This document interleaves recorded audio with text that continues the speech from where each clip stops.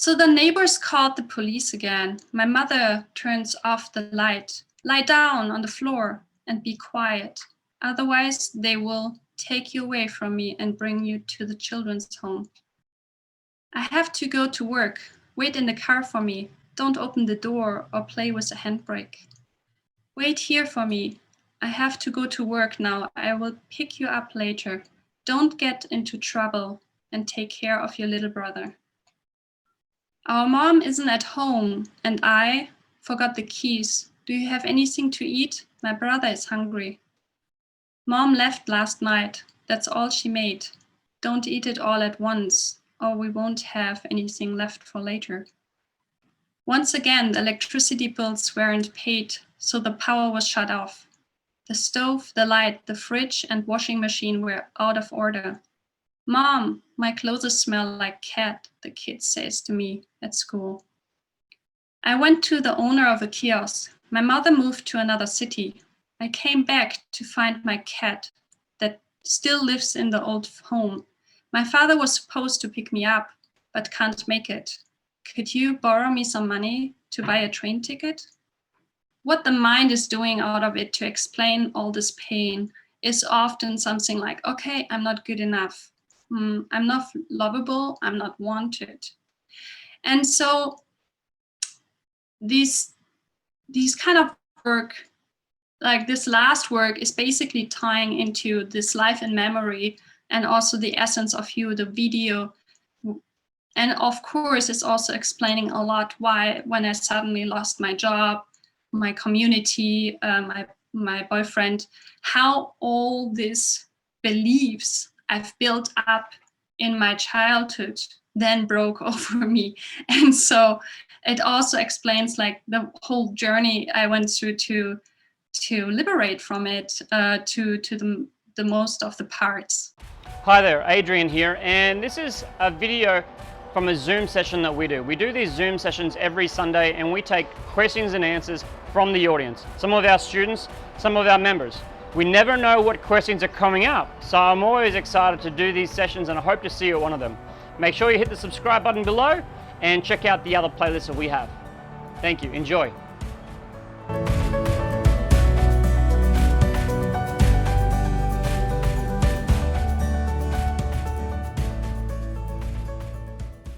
You will understand the system of how the mind is working and how your belief systems, which have been built up in the past, can prevent you or can influence your present.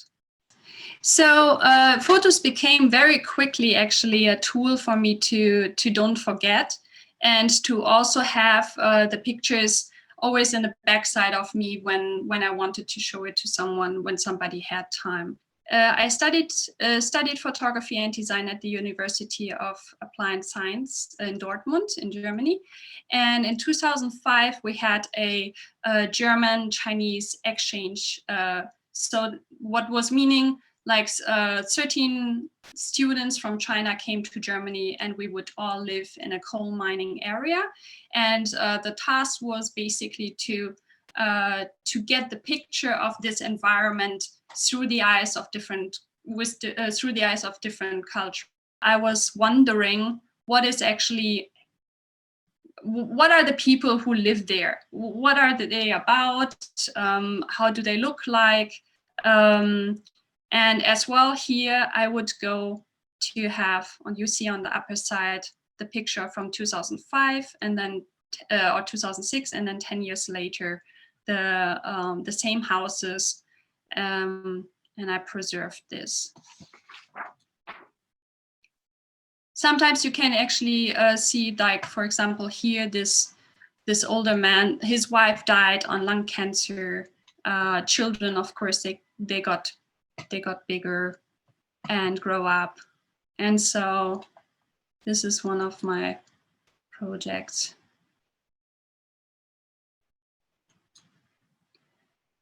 And because I was interested, I also just knocked at the doors and asked them like, okay, hi, I would love to know how you live actually. Could you please let me in and let me take a picture of you in your living room? And me having this trustful face was let in. And so I was starting to also document the people who were living inside these houses. It was really like, for some places, it was really a time machine, you know, like these guys here with their wallpaper from, I don't know, the 60s, something like that. So it was very interesting to see that.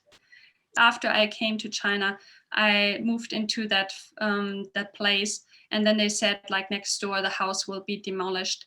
And so I started to go out and also to document this house where the people would live next to each other, and everyone had just basically 10 square meters to live in.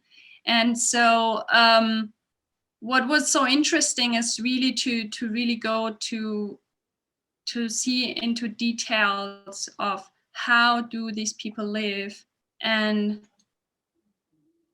how do they kind of arrange themselves with living as such a limited space, and also in an environment which is quite demanding due to different reasons.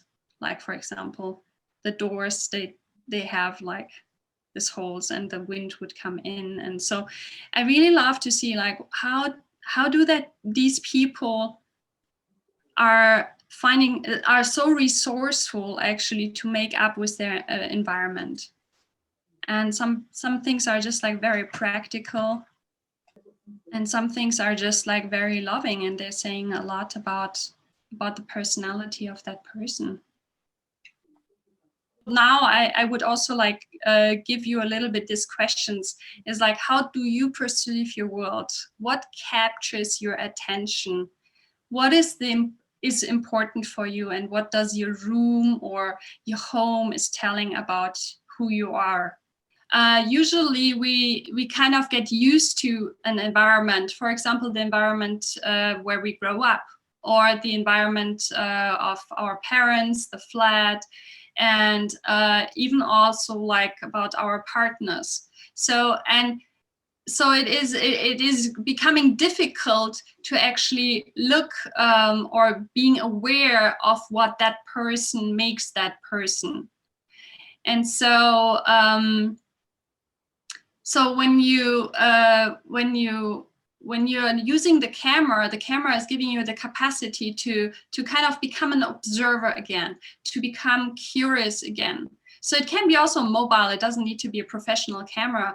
But just now, when I go out and I observe the world, the camera gives me this kind of witness perspective from the outside. It's kind of a way to disassociate from my usual environment, from my random environment. And so yeah, I do think that is very powerful, and it can help you also to get to know a person in a very different angle and way. So for example, how like, just take an example, your mother, you know, it's like, how does she actually arrange her living space? How does she is preparing her space, or what is there very special about her habits? And so this is what I thought it's really beautiful to use it as a tool to just disassociate, zoom out a little bit, don't be so much inside, and to explore yourself as well. Yourself is also very hard actually to see yourself in a different angle, because you just like look through yourself all the time. So but how often did you ever like go out and try to go into your flat and look like, okay, what is actually special about how I arrange my living space? What is it saying about me? Boom! You made it here! Good on you. Make sure you click the subscribe button below and check out the playlist at the end. If you'd like to come along to our Sunday sessions where we host a live free Q&A for our students and members, you're welcome. I'll see you there.